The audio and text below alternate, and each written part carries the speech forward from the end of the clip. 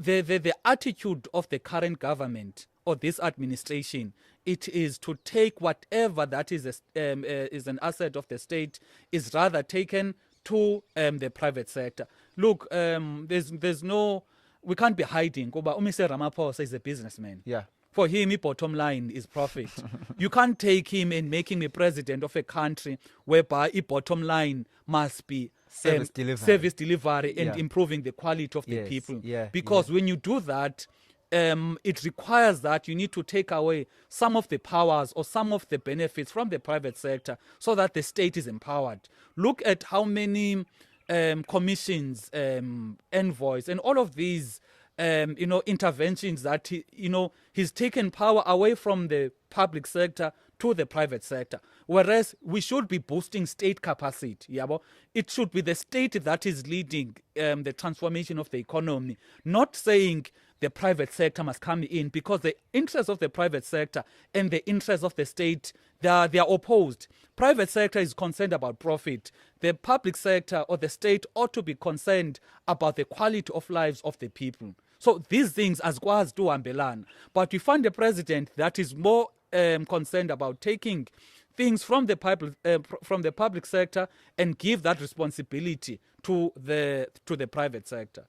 One of our biggest issues as the youth, I'm 28 years old, so I fall slap bang in the middle of being in the youth, is that many of us just don't have jobs. It's either we don't have jobs or people are underemployed.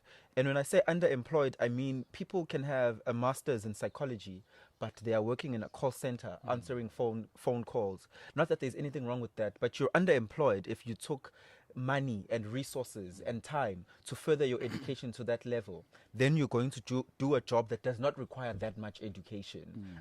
What is the solution? Firstly, from you, in your opinion, and also as the ATM towards job creation? Yeah, I think we need to start by transforming the system and the quality of education.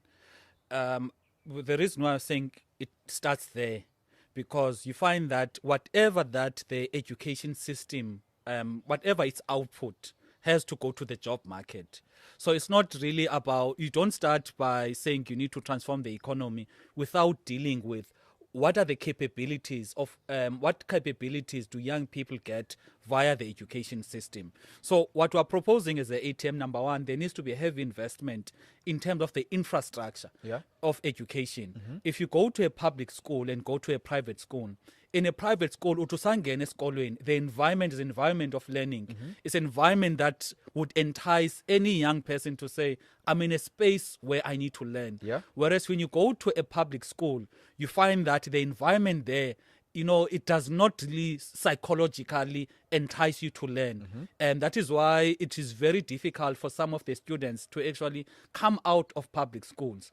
The second thing is that our education system must be centered around giving young people tradable skills.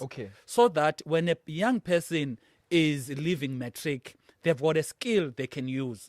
If umtu is applying for a job, they can't get a job, will say, all right, fine, I can't get this particular job. However, I've got this particular skill I can utilize so that I can make a living for myself. Not a case whereby into it is driven towards being job seekers. And even job seekers that are not really getting any jobs, because when the quality of education actually goes down, it means you almost become unemployable. So we're saying that our education system must be driven towards getting young people to have skill. What do you change for it to be skills based or tradable skills focused? What do you change in the education system? What you need to change is kakolo there. It is what is being taught. We cannot be taught, and what is being taught must be aligned to the needs of the economy. In the sense that if you look at the economy now, look at which areas require or have got require workers, they require businesses, they require input from the job market. Then you prepare people for these. For example, currently, you've got the digital economy. That is why you've got about Airbnb, all of these apps as you call. Now, we as the ATM are saying, Koba, coding should be part of our education system. the issue of maths and science should be critical and core, not kwehliswe the pass mark. Rather, invest more in terms of, even if you take teachers to teachers colleges, upskill them so that they are better placed to actually impart the certain skills and the knowledge to young people. And once you've got abantu that have got these skills, they are going to be able to utilize these skills for the job market. For me, I want to blame the government, because if you are going to have 5 million, for example, unemployed graduates, and you find that almost 60% of these unemployed graduates are coming from a certain faculty, you need to come in and say, but these qualifications are not leading to job opportunities. So let's pause it for the next 5 years. This qualification. Yeah, let's pause it. You must be that radical. Yeah. Yes. Why would you allow young people to spend 4 years in university or technicon for something that abazofumana misebenzi, because there's more than 1 million of other young people with the very same qualifications who can't get jobs. So that is what we're saying when it comes to the issue of the education system. The second issue when it comes to job creation is that, number one, the government needs to transform the economy by driving the spending of government to shift towards small businesses, instead of the government spending being tilted towards big businesses.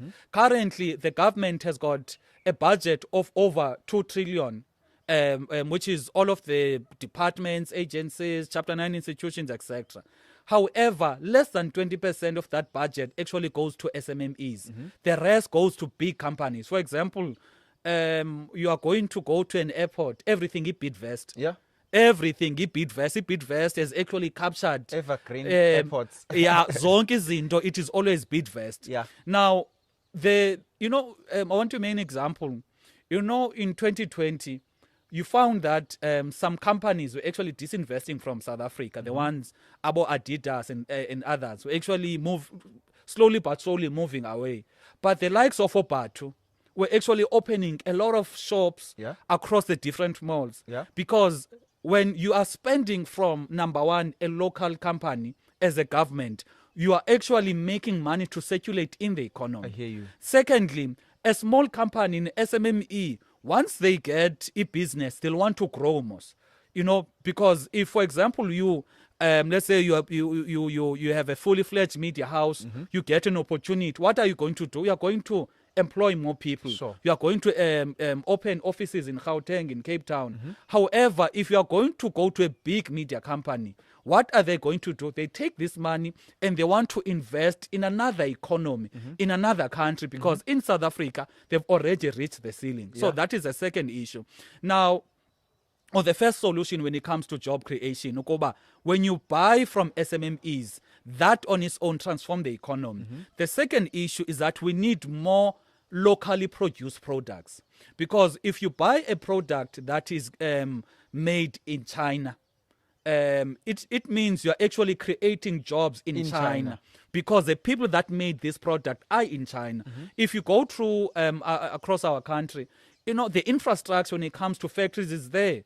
Because we used to have factories all over the country, particularly in the Bantustans. Go to Transkei, there were factories there. Go to Siskai, there were factories there. Go to Kwaka, go to a lot of these areas in our country. But they're just buildings that are there that are not used. That have been abandoned. Yes, so that is why we're saying as the ATM Ukoba, the government needs to give incentives for companies to actually produce goods here in South Africa. Sure. Because once you do that, it means you are going to have more people that are employed to produce the products here. And obviously, the money will be able to circulate here. Now, if you are able to do these two things at a core, then you are able to grow the economy. And government must not be apologetic when it comes to affirming SMMEs and cooperatives in the economy. For example, if you go to Kuro, if you've got a child there, they will tell you this is where you need to buy your uniform. Yeah. You can't. They've created an ecosystem. Yeah, exactly. Yeah. But how is the government not saying, Okoba, in this particular place, let's for example, El Sikisik, there are 50 schools there. And you know ukuba they are going to need shirts, they are going to need socks, they are going to need trousers, they are going to need jerseys. You've got cooperatives of abantu from the area. These people, I don't think bangaxakwa ukwenza i-shirt. You as a government to say these schools here, they must procure uniform from these cooperatives. That way the economy of Elsikisiki will circulate there, meaning the ecosystem that the private sector has created for their own benefit, and that is working.